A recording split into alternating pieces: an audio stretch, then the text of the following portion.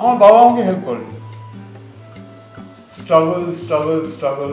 আমি ছবি করেছি 39টা, কিন্তু সে 39টার মধ্যে 35টা ছবি হিট। অ্যাক্টিং ফ্লোরে তুমি যদি প্রেশার নাও তাহলে কিন্তু ইউ আর গন। তা তোমার রূপলি পর্দে কীভাবে আসায় এই জার্নিটা যদি একটু বলো আমাদের দর্শক বন্ধুদের।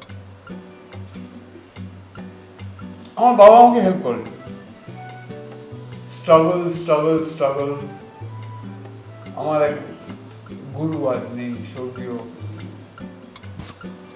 বিজয় রায়, সাংবাদিক, চিত্র সাংবাদিক। উনি আমাকে কাঁধে নিয়ে নিয়ে ঘুরতেন পুরো সমস্যা। উনি আমাকে নিয়ে যান অঞ্জন চৌধুরীর কাছে। অঞ্জনবাবুকে আমি আগেই চিনতাম ইন দ্য সেন্স যে আমার বাবার যে বম্বের অফিস, সেখানে কলকাতা থেকে যারাই গান রেকর্ডিং বা আর্টিস্ট সিলেকশন করতে যেত বম্বেতে, ওটা ছিল তাদের একটা বম্বের ডেরা।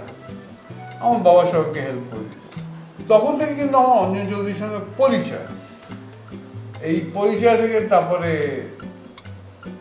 যখন বিজয়বাবু নিয়ে যায় অঞ্জনবাবুর কাছে, তখন অঞ্জনবাবু আমাকে নেন একটা ছবিতে, যেটা আজকে বোধহয় বিকেল 4:30 স্লটে কালার্স বাংলায় দেখানো হচ্ছে। ছবির নাম নাচ নাগিনী নাচ। তো উনি তার আগেই সুকুমার ভদ্রের একটি ছবি করছিলেন মুখ্যমন্ত্রীতে আমার করার কথা নয়, একজন খুব বিখ্যাত হিরোর করার কথা। 15ই এপ্রিল মানে পয়লা বৈশাখ তার মহরত ছিল, কিন্তু তার আগে ওনার হঠাৎ করে চিকেন পক্স হয়ে যায় 12-13 তারিখ। তো তখন অঞ্জনবাবু আমাকে ডেকে বলে, কপালে ঝুলছিল রোলটা, তুই আমাকে বলেছিলি, তখন আমি বলেছিলাম যে আমি অন্য কাউকে নিয়ে ফেলেছি, কি কর। তারপর তো সিনেমা তো ব্লকবাস্টার।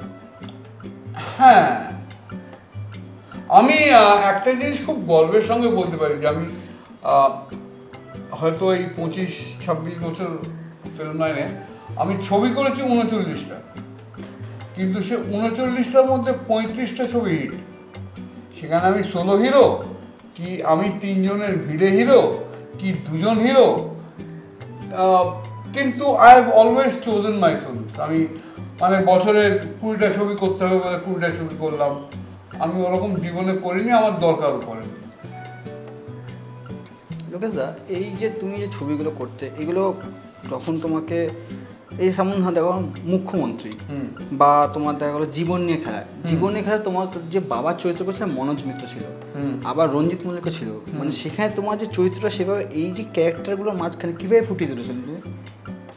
কতটা চ্যালেঞ্জিং ছিল তোমার কাছে? অফকোর্স তোমার আশেপাশে যত বড় বড় শিল্পী থাকবে, তোমার নিজেকে দেখানোর তাগিদটা যদি না থাকে, তাহলে তোমাকে ওরা একদম গিলে খেয়ে নেবে। ওইটা আমার মধ্যে ছিল যে you have to notice me, আমাকে নোটিস করতেই হবে। তো ওইটা মাথায় নিয়ে কাজ করে। মানে আলাদা করে কোনো প্রেশার চাপ তো ছিল? প্রেশার নিলে কিন্তু প্রবলেম, প্রেশার নেওয়া যাবে না। অ্যাক্টিং ফ্লোরে তুমি যদি প্রেশার নাও তাহলে কিন্তু ইউ আর গন।